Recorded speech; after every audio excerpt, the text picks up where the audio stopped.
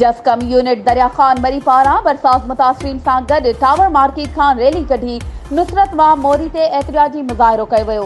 इन मौक़े ते जसकम अॻवान इमाम बख्श उमरानी, नज़र जलवानी, नवाज़ शेख, ज़ाहिद उमरानी, वकील भील ऐं ॿियनि सहाफ़ियुनि सां ॻाल्हाईंदे चयो त बरसात मुतासरीन पंहिंजा अझा छॾे रोड रस्तनि वाहन शाखुनि जे कपरनि ते पनाह वरिती आहे।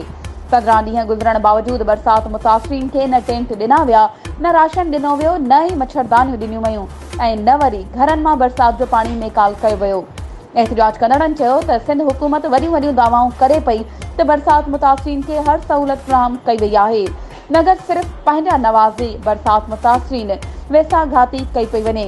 एहतिजाज कंदड़नि घुर कई त फौरी तौर ते ॻोठनि जे घरनि में बीठल बरसात जो पाणी नेकाल कराए बरसात मुतासरीन खे टेंट राशन ऐं मच्छरदानियूं ॾिनियूं वञनि।